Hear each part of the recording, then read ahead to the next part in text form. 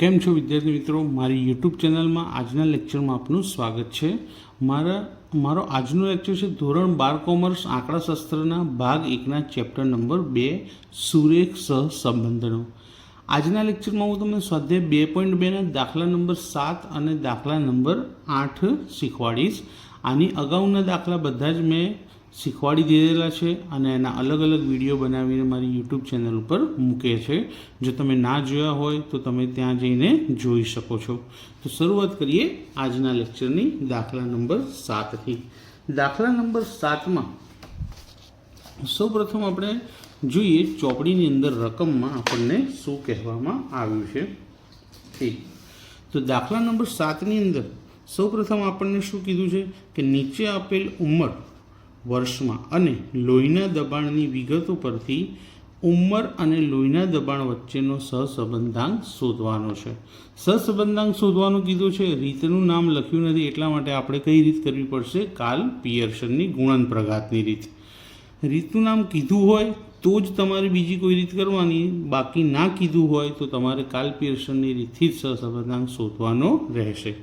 અહીં બે કિંમતો આપી છે, એક ઉંમર આપી છે અને બીજું છે લોહીનું સિસ્ટોલિક દબાણ મિલીમીટરમાં આપેલું છે।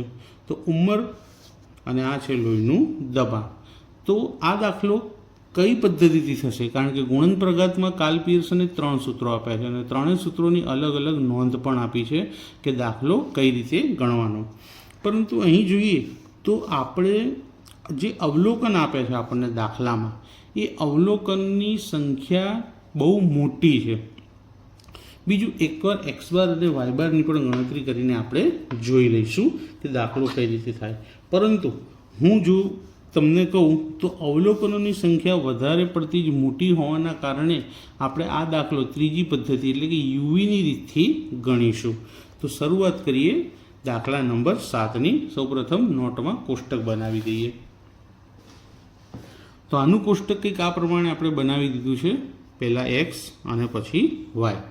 હવે દાખલો આપણે યુવીની રીતથી ગણવાના છે કારણ કે કિંમતો આપણને મોટી આપેલી છે, માટે અહીં એક્સ બાર અને વાય બાર શોધવાની કોઈ જરૂર છે નહીં।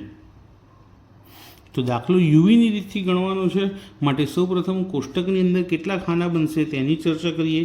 એક્સ અને વાય આપણને રકમમાં આપી દીધા છે, ત્યારબાદ બીજા 5 ખાના આપણે બનાવવા પડશે અને એ પણ ખૂબ જ સરળ છે। તો સૌથી પહેલું ખાનું, હવે ચોપડીમાં અને મારી પદ્ધતિમાં થોડોક ફેરફાર છે, પણ મારી પદ્ધતિ ચોપડી કરતાં વધારે ઇઝી છે, એકવાર જોઈ લેજો જેથી તમને સમજાઈ જશે। તો સૌપ્રથમ એક્સ પરથી આપણે શું શોધીશું? યુ। અને યુ શોધવા માટે આપણે શું કરીશું? એક્સ માઇનસ, હવે ચોપડીમાં શું કરે છે કે એક્સ બાર શોધી અને સરેરાશ જે કિંમત મળતી હોય તે બાદ કરે છે। આપણે શું કરીશું કે એક્સમાં સૌથી નાનામાં નાની રકમ કઈ છે? તો એક્સની સૌથી નાનામાં નાની રકમ છે 48। તો આપણે એક્સમાંથી શું કરીશું? 48 બાદ કરીશું। એ જ રીતે વી શોધવા માટે પણ ચોપડીમાં શું છે કે વાય માઇનસ સરેરાશ બાદ કરવામાં આવે વાયના ટોટલની। તો સરેરાશ બાદ કરવાના બદલે આપણે આમાં પણ શું કરીશું? સૌથી નાનામાં નાની કિંમત બાદ કરીશું ને સૌથી નાની કિંમત છે 130। તો યુ અને વીનું ખાનું બની જશે બાદબાકી કરવાથી। ખાનું બની ગયા પછી ત્રીજું ખાનું રહેશે આપણું યુવી, ત્યારબાદ યુ સ્ક્વેર અને છેલ્લે વી સ્ક્વેર। અને આ જે 5 ખાના આપણે બનાવવાના છીએ એનો આપણે સરવાળો પણ કરવાનો છે। તો યુનું ખાનું બનાવીશું, એનો જે સરવાળો કરીશું એને શું કહેવાશે? Sigma you. વીનો સરવાળો કરીશું એને શું કહેવાશે? સિગ્મા વી। યુવીનો સરવાળો કરીએ એને કહેવાય સિગ્મા યુવી। યુ સ્ક્વેરનો સરવાળો તો સિગ્મા યુ સ્ક્વેર અને વી સ્ક્વેરનો સરવાળો તો સિગ્મા વી સ્ક્વેર। હવે આપણે કિંમતો શોધી અને તેનું ટોટલ કરી લઈએ। સૌપ્રથમ યુ શોધીએ। યુ શોધવા માટે એક્સના બધા જ અવલોકનોમાંથી શું બાદ કરવાનું છે? આપણે 48। તો 58માંથી 48 જાય તો કેટલા રહેશે? 10। 55માંથી 48 જાય તો કેટલા રહેશે? 7। 65માંથી 48 જાય તો કેટલા રહેશે? 17। 52માંથી 48 જાય તો કેટલા રહેશે? 4। 48માંથી 48 જાય તો 0। 68માંથી 48 જાય તો 20। 62માંથી 48 જાય તો 14 અને 56માંથી 48 જાય તો 8. તો આ બધી જ કિંમતોમાંથી 48 બાદ કરીને આપણે લખી નાખ્યા. હવે આ બધી જ કિંમતોનું ટોટલ કરીએ. કેટલી કિંમતો છે આપણી પાસે? 1 2 3 4 5 6 7 અને 8 કિંમતો છે. એ 8 કિંમતોનો સરવાળો કરીએ તો સરવાળો એટલે કે સિગ્મા યુ આપણને મળે છે 80. હવે એ જ રીતે વી શોધી લઈએ. હવે પહેલાં એક વાતની ચર્ચા કરી લઉં કે જો ચોપડીની રીતથી કરશો તો પણ જવાબ સરખો આવશે અને આ રીતથી કરશો, નાનામાં નાની કિંમત બાદ કરી તો પણ જવાબ સરખો જ આવશે. તફાવત શું આવશે કે ચોપડીની રીતમાં યુની કિંમતોમાં માઇનસ આવી શકે છે, જ્યારે નાનામાં નાની કિંમત બાદ કરશો તો માઇનસવાળી એક પણ રકમ તમને મળશે નહીં. એટલે પ્લસ માઇનસની ભૂલ પડવાની શક્યતા 0% છે. તો હવે એ જ રીતે વી શોધીએ કે વાય માઇનસ 130 એટલે કે વાયની નાનામાં નાની રકમ. 130માંથી 130 જાય તો 0, 150માંથી 130 જાય તો 20, 150માંથી 130 20, 130માંથી 130 0, 140માંથી 130 જાય તો 10, 158માંથી 130 જાય તો 28, 155માંથી 130 જાય તો 25 અને 140માંથી 130 જાય તો 10. તો આ બધી જ જે રકમો આપણને મળી, આ બધી જ રકમોનો આપણે શું કરવાનો છે? સરવાળો.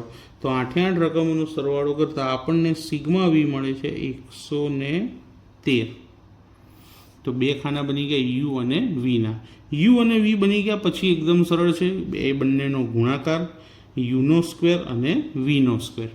ગુણાકાર કરીએ. સૌથી પહેલાં 10ને 0 સાથે ગુણીશું તો જવાબ શું મળશે આપણને? 0.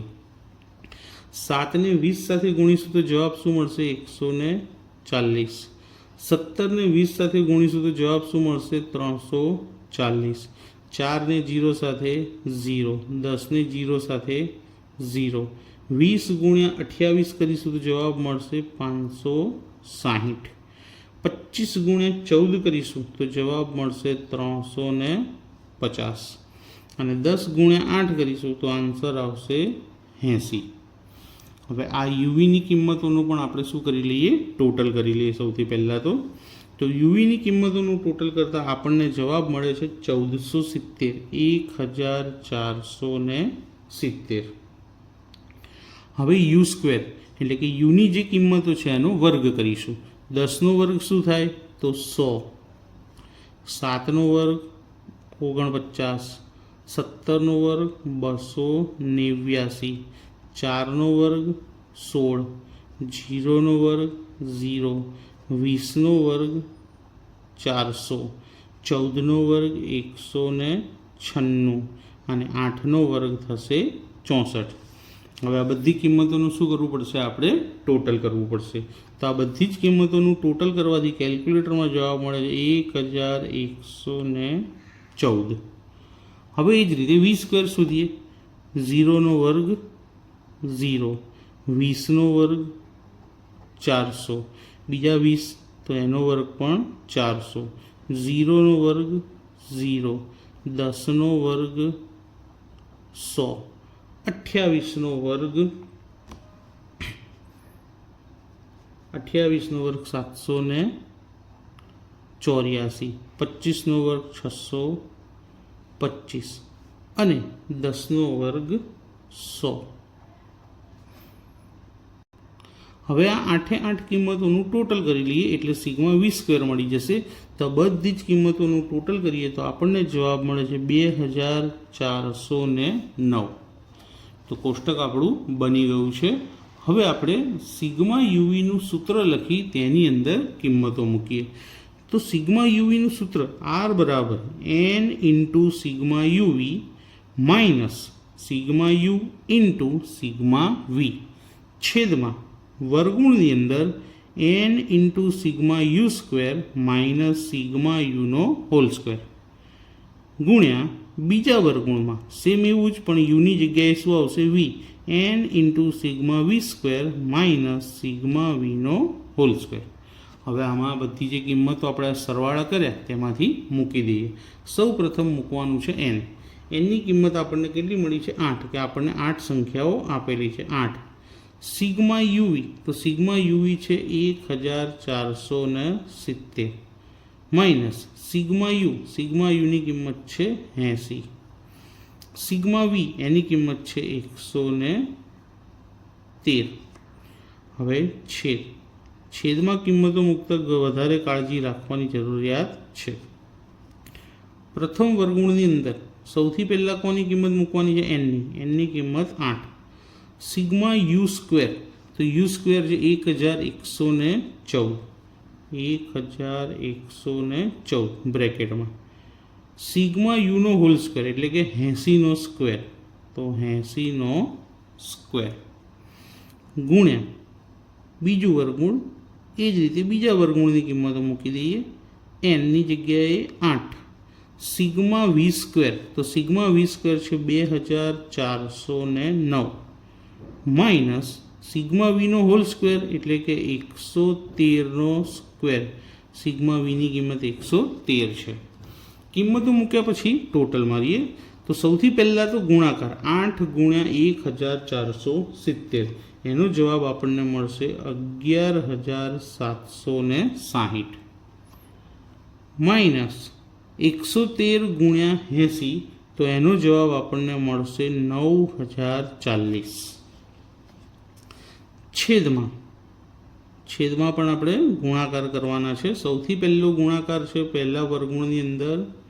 8 ગુણ્યા 1114નો તેનો જવાબ મળશે 8912 80નો વર્ગ 6400 ગુણ્યા બીજા વર્ગમૂળમાં 8 ગુણ્યા 2409 તેનો જવાબ મળશે આપણને 19272 અને 113નો વર્ગ કરી 113 ગુણ્યા 113 તો એનો જવાબ આવશે 12769 હવે બાદબાકીઓ કરીએ 11760 માંથી 9040 બાદ કરીએ તો 2720 એ જ રીતે છેદમાં 8912 માંથી 6400 બાદ કરીએ તો જવાબ આવશે 2512 ગુણ્યા બીજા વર્ગમૂળની બાદબાકી 19272 માંથી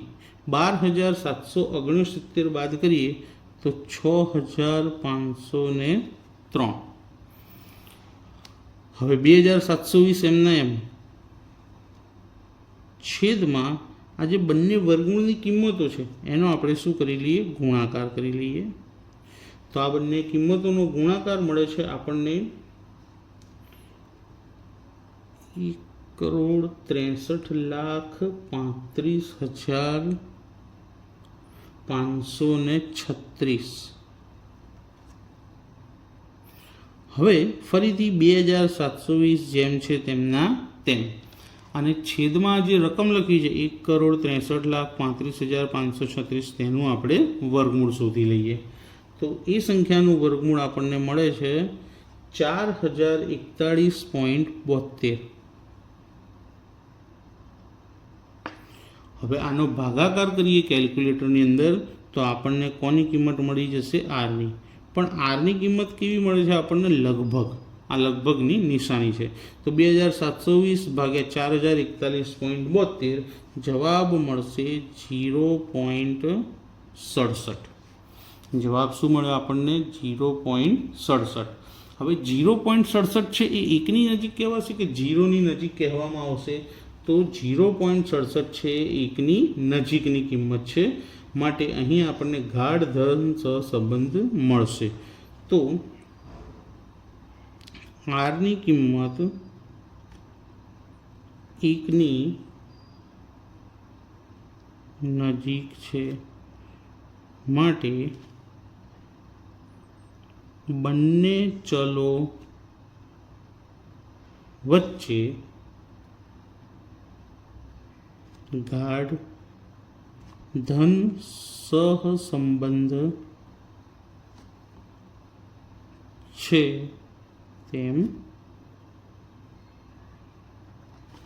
કહેવાય તો મિત્રો આપણે અહીંયા આગળ દાખલો પૂરો કરી અને તેનું અર્થઘટન પણ લખી દીધું છે.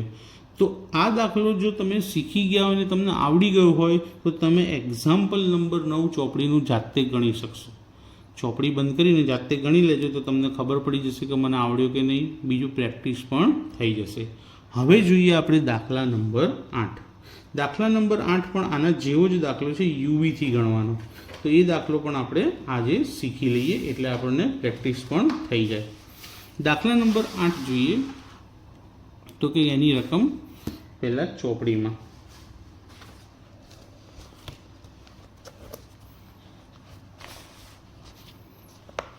ચોપડીની અંદર દાખલા નંબર 8માં કીધું છે કે એક એન્જિનિયર એસોસિએશન જુદી જુદી ફેક્ટરીમાં થતા ઉત્પાદન અને એકમ દીઠ ઉત્પાદન ખર્ચ વચ્ચેનો સંબંધ જાણવા 6 ફેક્ટરીના ઉત્પાદન અને ઉત્પાદનના એકમ દીઠ ખર્ચ એટલે કે ઉત્પાદન અને તેની પાછળ થતો ખર્ચની માહિતી નીચે મુજબ મેળવે છે. કેટલી ફેક્ટરીની માહિતી લીધી તેમણે?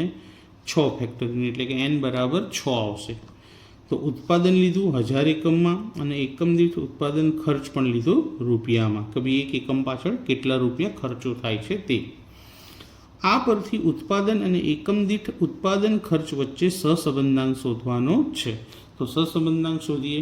બીજું, રકમો અહીંયા મોટી આપી છે અને બીજું એક્સ બાર અને વાય બાર આપણને પૂર્ણાંક સંખ્યા મળતા નથી, માટે આપણે આ દાખલો હવે શેનાથી ગણીશું? યુવીથી ગણીશું. હવે દાખલાની માટે કોષ્ટક રેડી કરી દીધું છે.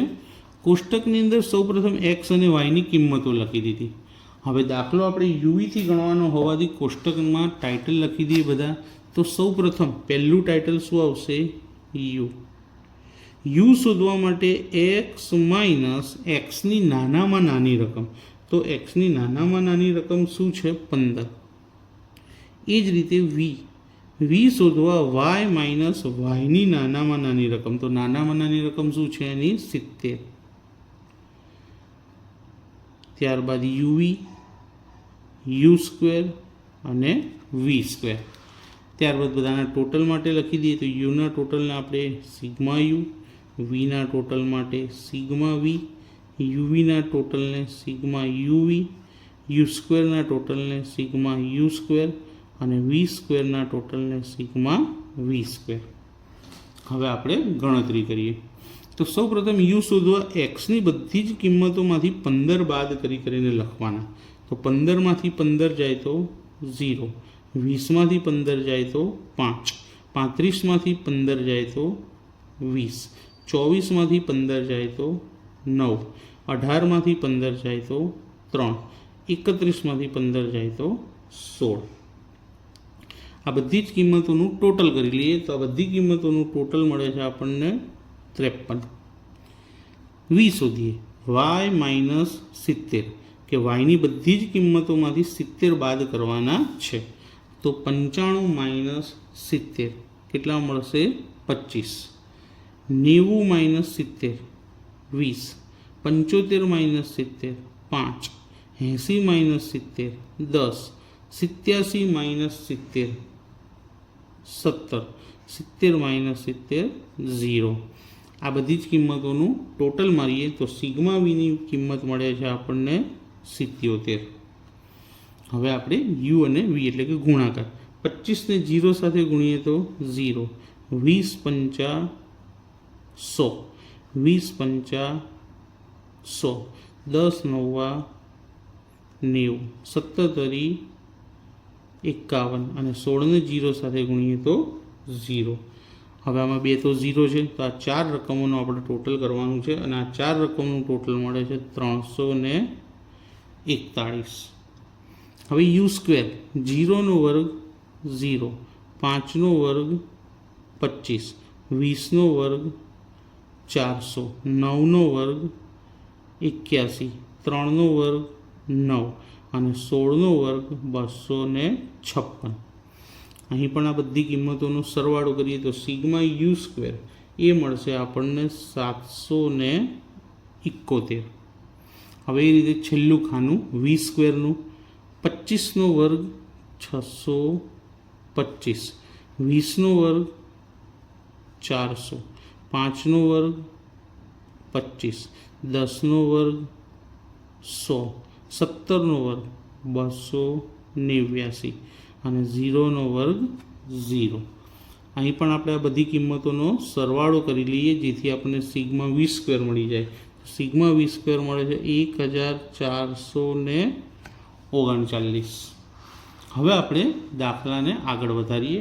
તો હવે આપણે શું કરીશું, સૂત્ર લખી એમાં કિંમત મૂકવાની છે. તો પહેલાં સૂત્ર લખી લઈએ. સૂત્રની અંદર n into sigma UV minus sigma U into sigma V આપણો અંશ છે. છેદમાં પહેલું જે વર્ગમૂળ છે n into sigma U square minus sigma યુનો હોલ સ્ક્વેર ગુણ્યા બીજા વર્ગમૂળમાં જે રીતે પ્રથમ વર્ગમૂળ યુ માટે બન્યું એ રીતે બીજું વર્ગમૂળ વી માટે બનશે n into sigma V square minus sigma વીનો હોલ સ્ક્વેર. હવે આ કિંમતો મૂકી અને ગણતરી કરી લઈએ. એનની કિંમત આપણી પાસે કેટલી છે તો 6. સિગ્મા યુવી કેટલા મળ્યા 341 માઇનસ સિગ્મા યુ કેટલા છે 53. સિગ્મા વી કેટલા છે 77. હવે છેદમાં પ્રથમ વર્ગમૂળની અંદર એનની કિંમત 6, સિગ્મા યુ સ્ક્વેરની કિંમત 771 માઇનસ સિગ્મા યુનો હોલ સ્ક્વેર. તો સિગ્મા યુ કેટલા 53નો સ્ક્વેર ગુણ્યા એનની જગ્યાએ લખીએ 6. વી સ્ક્વેરની કિંમત 1439. સિગ્મા વીનો હોલ સ્ક્વેર એટલે કે 77નો સ્ક્વેર.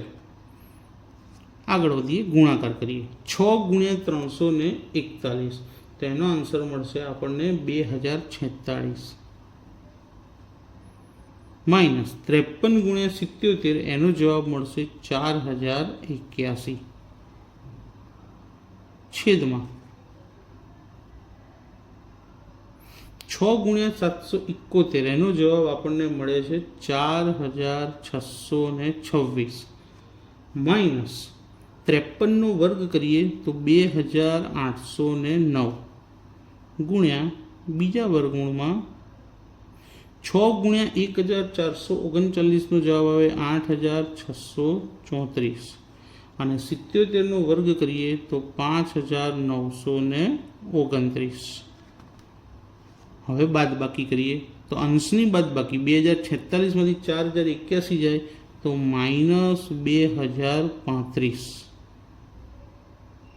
છેદમાં બાદબાકી 4626માંથી 2809 બાદ કરીએ તો એનો જવાબ મળે આપણને 1817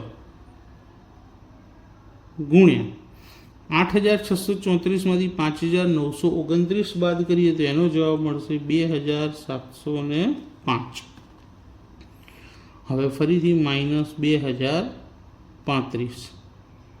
હવે આ બંને કિંમતોનો શું કરવાનો છે આપણે ગુણાકાર. તેનો ગુણાકાર મળશે આપણને 49,14,985 માઇનસ 2035. હવે આ જે ગુણાકાર કર્યો એનું વર્ગમૂળ શોધી લઈએ. તો સંખ્યા 49,14,985નું વર્ગમૂળ આવે છે 2216.98 અને હવે આ બંનેનો શું કરશું ભાગાકાર. તો એના ભાગાકારની વેલ્યુ આવે છે -0.92. હવે આરની કિંમત આપણને હંમેશા કેવી મળે છે લગભગ. તો લગભગની નિશાની એક્ઝેક્ટ કિંમત મળતી નથી. તો 0.92 છે એ પણ કેવા માઇનસ. તો એ કોની નજીક કહેવાશે તો -1ની નજીક કહેવાય. તો એનું અર્થઘટન લખી દઈએ. અર્થઘટન કે આરની કિંમત -1ની ખૂબ જ નજીક છે, માટે બંને ચલો વચ્ચે ખૂબ જ ગાઢ કેવો ઋણ સહસંબંધ છે તેમ કહેવાય. તો આજે આપણે 2 દાખલા ગણ્યા મિત્રો. દાખલા નંબર 7 જેમાં આપણે યુવીની રીત ગણી બંને દાખલામાં. તો 7મા દાખલામાં યુવીની રીતથી કોષ્ટક બનાવવું હોય તો 7 ખાના બનશે અને કોષ્ટક બનાવ્યા પછી સૂત્ર લખી તેમાં કિંમત મૂકવાની અને ત્યારબાદ તેનું અર્થઘટન લખી દેવાનું. એ જ રીતે 8મો દાખલો પણ આપણે યુવીથી ગણ્યો. યુવીથી બનાવો એટલે 7 ખાના બને અને 7 ખાનાઓમાં 5 ખાનાના ટોટલ મારવાના અને સૂત્રની અંદર કિંમત મૂકી દેવાની અને કિંમત મૂક્યા બાદ તેનું શું લખી દેવાનું? અર્થઘટન. તો આપણા દાખલાના પૂરેપૂરા 5 માર્ક આપણને મળી જાય. તો વિદ્યાર્થી મિત્રો, આજનો લેક્ચર આપણો અહીંયા આગળ પૂરો થાય છે. તો આજનો લેક્ચર તમને કેવો લાગ્યો મને કમેન્ટ કરી જરૂરથી જણાવજો અને આ વિડીયો તમારા ફ્રેન્ડ સર્કલમાં તમારા મિત્રોને ખૂબ જ શેર કરજો, જેથી ચેનલને સપોર્ટ મળે. અને જો તમે નવા હો તો ચેનલને સબસ્ક્રાઈબ કરવાનું ભૂલતા નહીં, જેથી આવા એજ્યુકેશન વિડીયો તમને મળતા રહેશે. Thank you.